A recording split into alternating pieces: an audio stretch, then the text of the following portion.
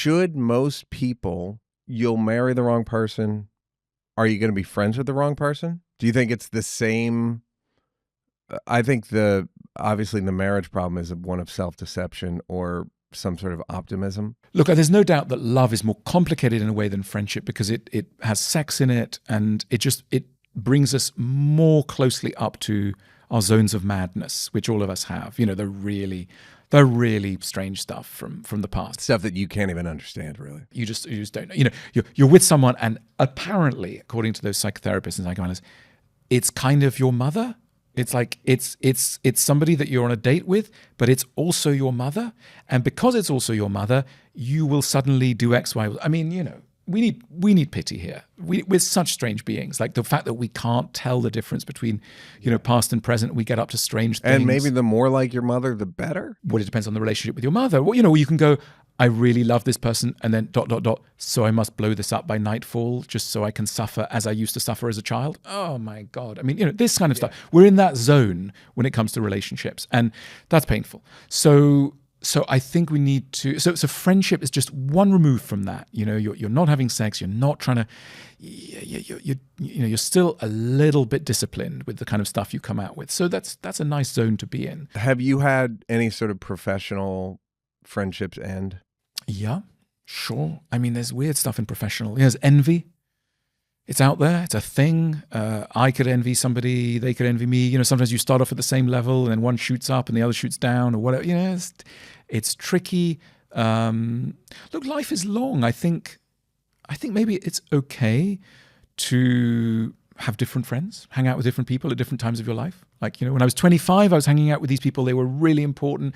You know, this is what I was eating. This is where I was living. And I'm 35 and that's changed. And I'm 45. You know, it's okay. I think so long as it makes sense and no one's getting too hurt and whatever, we're allowed. We don't need to read the same book all our lives. We don't need to read the same friend. It's lovely to have a friend that journeys with you. Do you feel that you don't feel that way about marriages? What, them ending? Yeah, that it's natural to end. I think there is something beautiful about managing to keep a relationship going over a long time, because it means that, you know, it's not the same marriage, but you're able to make the transition between, you know, one marriage and another, as it were, within the marriage. And that's a beautiful piece of flexibility, but it doesn't happen to everybody. And I think there's a nice way of ending a marriage, thinking we've got to this place. It was wonderful. We achieved this, that, and the other. We can't go from here. I mean, I'm a big believer in good endings of relationships. The difference between a bad ending and a good ending is extraordinary. A bad ending can leave you messed up for years. You can be pining, confused. Why did they leave me? What was going on, etc. If somebody's out there is leaving somebody, be clear, tell them more or less the truth, you know, with a bit of honey, but basically the truth.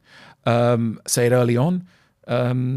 And say it clearly, and do not try to be nice by like backing out the door with a smile. No.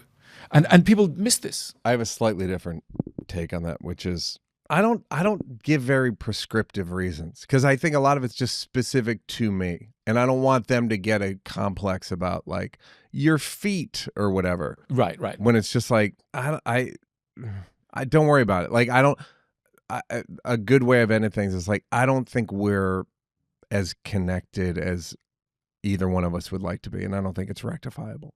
Some version of that. But that's beautiful, and that's a lot more than many people get in the world these days. And I also ghost them. I'm kidding. That's really bad. Yeah. I haven't. But yeah, so I think that's good enough. Yeah. Okay. Good enough to say, you know, there's something in me that means that I can't function properly here. That's clear enough. It's going to hurt for an afternoon. It doesn't have to hurt for 5 years. I've also had people misconstrue the ending. They misremember it. Sure. I had a woman who was like, "You were really rude when we broke up." I was like, "No, I wasn't. I like talked to a therapist about it." And then I'd emailed her, and in front of me, she went and found the email and was reading it like, I didn't remember it like this at all. It was very satisfying. Because that's how it would have felt to her. Yeah. It's a lot of people say like, it's not that they broke up with me, it's how they broke up with me. It's like, no, it's that they broke up with you. It's not, they could have done it. There's no good way to end it. There are better ways than others, but I don't think any of them are like, this was a wonderful ending. I think it's maybe the tail. How long does the tail last? You know, the bad ending has a long tail and the good ending has a short tail. Yeah. Who do you turn to for advice or solace, or is it are you still turning pages? Of course, turning pages, but I do turn to my two aforementioned friends. And then the interesting thing is, what do they do? And very often the advice, the response is not, it's not like they're consulting erudite encyclopedias. They're saying quite basic things like slow down, or think about it, or was it really like that? Or, a few moves, and those moves are the right ones, and they come at the right time. And so we often think of wisdom, very interested in wisdom.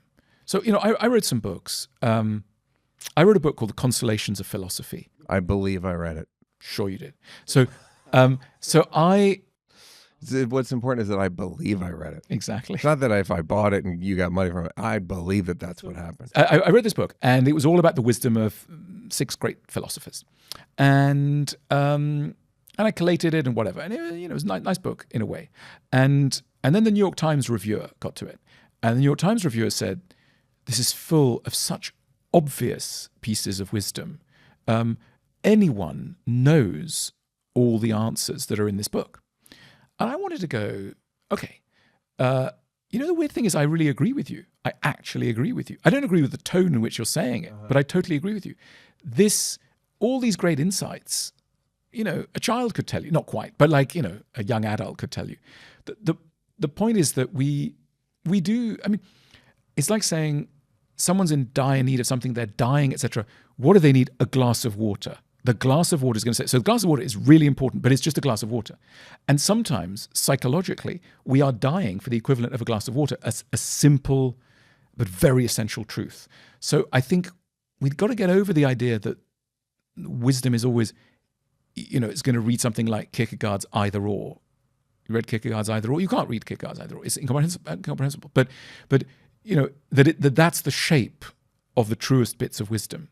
I have more and more sympathy for those, one-line bits of wisdom that seem to capture everything. It's the Buddhist idea, the world in a grain of sand, a whole philosophy and theory in one sentence. Why not?